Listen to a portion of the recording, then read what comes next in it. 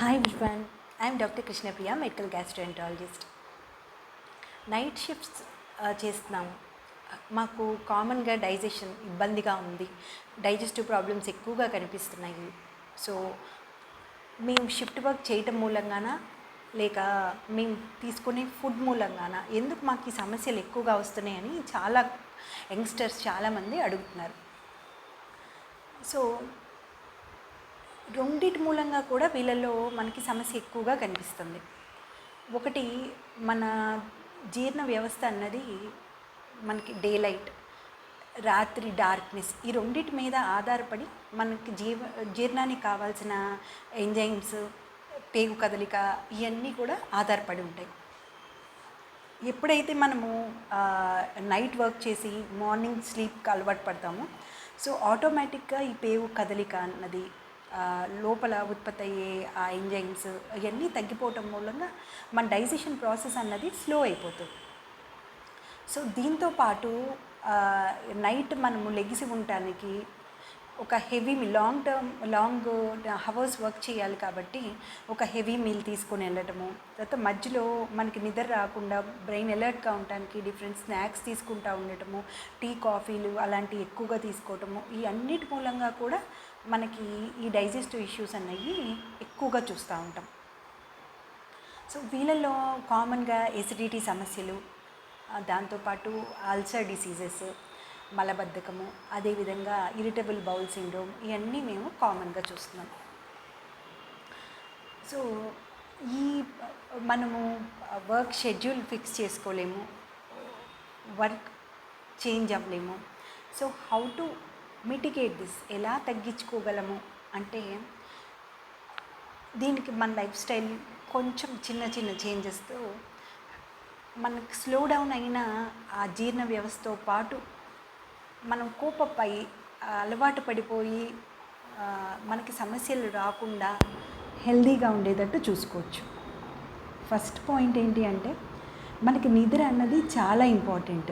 Night time నిద్ర లేకుండా morning time నిద్ర అన్నది మనకి ఎప్పుడూ సంపూర్ణంగా అవ్వదు. బట్ ఈవెన్ దెన్ అప్పుడైనా సరే మార్నింగ్ మాత్రం irrespective of all our schedule ఒక 6 to 8 అవర్స్ స్లీప్ మాత్రం మనకు ఉండేటట్టు చూసుకోవాలి. సో దాని మూలంగా మన బాడీలో ఉండే ప్రతి ఆర్గన్ దానికి యాడిక్వేట్ రెస్ట్ టైం అన్నది వస్తుంది. అదేవిధంగా మన పేగుకు కూడా ఆ పేగు కదలిక పెరిగి దాంతోపాటు మళ్ళీ డైజెషన్కి ఆ ప్రాసెస్ అన్నది ఫాస్ట్ ఎనప్ అయిపోయి జీర్ణము చక్కగా జరగడానికి మనకు ఉపయోగపడుతుంది. సెకండ్, మనం మార్నింగ్ వెళ్ళంగానే తీసుకునే బ్రేక్ఫాస్ట్ అన్నది హెల్దీగా లైట్గా ఉండేటట్టు చూసుకోవాలి. ఈవినింగ్ లెగ్సిన తర్వాత ఒక మైల్డ్ ఎక్సర్సైజ్ ఏదో ఒకటి ఇంక్లూడ్ చేసుకోవటం మూలంగా ఆ పేగు వర్క్ తీరు అన్నది మన జీర్ణం అన్నది ఇంప్రూవ్ అవుతుంది. అదేవిధంగా నైట్ మనము వర్క్కి వెళ్ళేటప్పుడు ఆయిల్ ఎక్కువ ఉన్న ఫుడ్, ఫ్యాట్ ఫుడ్, అదేవిధంగా ప్రోటీన్ ఎక్కువ ఉన్న ఫుడ్ ఎక్కువ తీసుకోకూడదు. మన నైట్ లెగ్సి ఉండడానికి మనకి స్నాక్స్ కావాలి అంటే హెల్దీ మనం సబ్స్టిట్యూట్ చేసుకోవాలి. అంటే సమ్ ఫ్రూట్స్ అలాంటివి ఎక్కువ తీసుకోవటం మూలంగా డైజెషన్ అన్నది ఇంప్రూవ్ అవటమే కాక ఈజీ డైజెషన్ అన్నది ఉంటుంది. నెక్స్ట్, వీళ్ళల్లో ఈ డైజెషన్ మధ్యలో లెగిసి ఉండటానికి డ్రింక్స్, కాఫీస్, టీస్ ఎక్కువగా లేకుండా మనము చీవింగ్ గమ్ లాంటిది అలాంటిది కూడా సబ్స్టిట్యూట్ చేసుకోవచ్చు. సో దాని మూలంగా ఏంటంటే మనము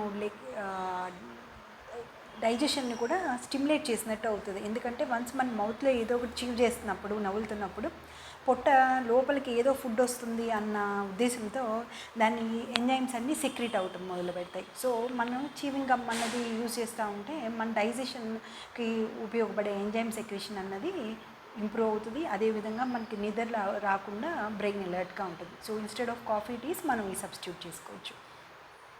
అదేవిధంగా ఈ నైట్ షిఫ్ట్స్ మూలంగా గుడ్ బ్యాక్టీరియా, మనకి గట్ కావాల్సిన డైజెషన్కి కావాల్సిన గుడ్ బ్యాక్టీరియా అనేది ఎఫెక్ట్ అవుతుంది. కాబట్టి so more of probiotic foods, curd లాంటి హెల్దీ యోగట్స్ ఇవి ఎక్కువ తీసుకోవటం మూలంగా కూడా మన డైజెస్టివ్ సిస్టమ్, స్లో అయిన డైజెస్టివ్ సిస్టమ్ని మనం మళ్ళీ కొంత ఇంప్రూవ్ అయ్యేటట్టు చేసుకోవచ్చు.